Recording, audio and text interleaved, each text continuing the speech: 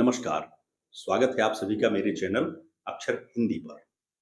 आज हम एक ऐसी समस्या पर बातचीत करने जा रहे हैं जो हमारे देश के लाखों बच्चों के भविष्य को प्रभावित कर रही है। सोचिए, नया शैक्षणिक सत्र शुरू हो चुका है, बच्चे स्कूल पहुंच रहे हैं लेकिन उनके हाथों में किताबें नहीं हैं। जी हाँ, एनसीईआरटी की नई किताबें एक बार फिर देरी का शिकार हो गई हैं। कक्षा 4, 5, 7 और 8 के छात्र बिना किताबों के साल शुरू कर रहे हैं। ये पहली बार नहीं है, पिछले साल भी ऐसा ही हुआ था। तो आखिर ये देरी क्यों हो रही है? जिम्मेदार संस्थाएं समय पर काम क्यों नहीं कर रही हैं? आइए इस गंभीर मुद्दे की जड़ तक चलते हैं। दोस्तों, एनसीईआरटी ने 2023 के राष्ट्रीय पाठ्यचर्या ढांचे एनसीएफ के आधार पर नई किताबें तैयार करने का दावा किया था। लेकिन सच्चाई ये है कि कक्षा 4, 5, 7 और 8 की किताबें अभी तक स्कूलों में नहीं पहुंची हैं। पिछले साल कक्षा 3 और 6 की किताबें क्रमशः अप्रैल और मई में आई थी और कुछ जुलाई तक लटकी रही। इस बार भी यही कहानी है। शिक्षा मंत्रालय के अधिकारियों का कहना है कि कक्षा 4 और 7 की किताबें 20 अप्रैल तक छपेंगी, जबकि कक्षा 5 और 8 की किताबें मई के अंत से जून तक के बीच में आएंगी। सवाल ये है कि तब तक बच्चे क्या करेंगे? बिना किताबों के पढ़ाई कैसे पूरी होगी? एनसीईआरटी ने सत्र शुरू होने से पहले ही घोषणा की थी कि किताबें मार्च अंत तक जरूर उपलब्ध हो जाएंगी।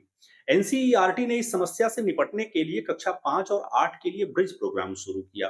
कक्षा 5 के लिए 30 दिन और कक्षा 8 के लिए 45 दिन का प्रोग्राम ऑनलाइन सामग्री के साथ चल रहा है। इसमें विषय आधारित गतिविधियां हैं जो बच्चों को नए पाठ्यक्रम में ढालने का दावा करती हैं।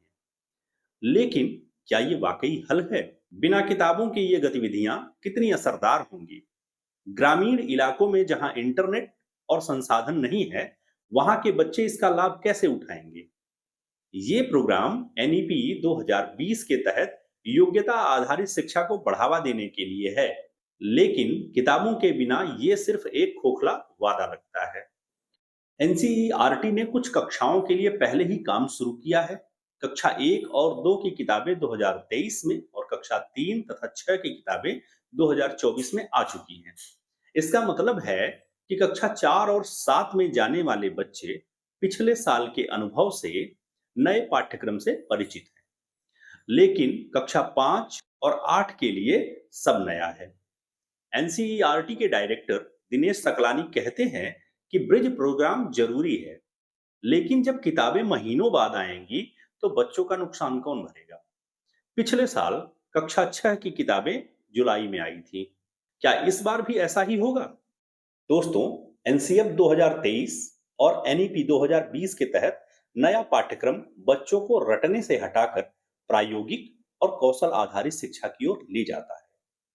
पहले का पाठ्यक्रम रचनात्मक दृष्टिकोण पर था, जिसमें योग्यता पर ध्यान कम था। अब बच्चों को समस्या समाधान और आलोचनात्मक सोच सिखाई जाएगी, लेकिन इसके लिए किताबें समय पर चाहिए। ब्रिज प्रोग्राम की ऑनलाइन सामग्री कहती है कि यह बच्चों को नए दृष्टिकोण से जोड़ेगा, लेकिन बिना किताबों के ये बातें अधूरी है। एनसीईआरटी ने किताबें बनाने के लिए national syllabus and teaching learning material committee बनाई थी।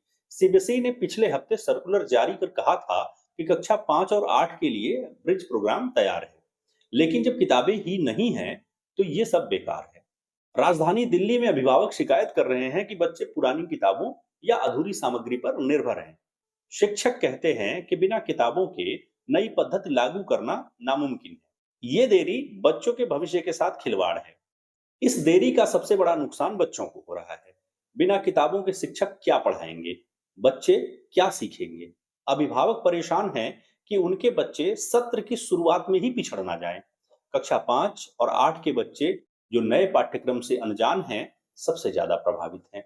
ग्रामीण क्षेत्रों में बिजली, इंटरनेट की कमी ब्रिज प्रोग्राम को बेकार बना देती है। यह सवाल हर किसी के मन में है, लेकिन जवाब कोई नहीं दे रहा। तो दोस्तों, यह थी एनसीईआरटी की देरी की कड़वी सच्चाई। किताबें समय पर न पहुंचना सिर्फ तकनीकी समस्या नहीं है, बल्कि शिक्षा तंत्र की विफलता है। बच्चों का भविष्य इंतजार नहीं कर सकता। प्रधानमंत्री जी देश को विश्व गुरु बनाने की इच्छा लेकर के चल रहे हैं, किंतु जो जिम्मेदार संस्थाएं हैं वह इस काम को इतनी ढिलाई से कर रही हैं कि यह सपना सपना ही रह जाएगा। आज की वीडियो में बस इतना ही। मिलते हैं अगली वीडियो में किसी नए विषय के साथ। तब तक के लिए नमस्कार।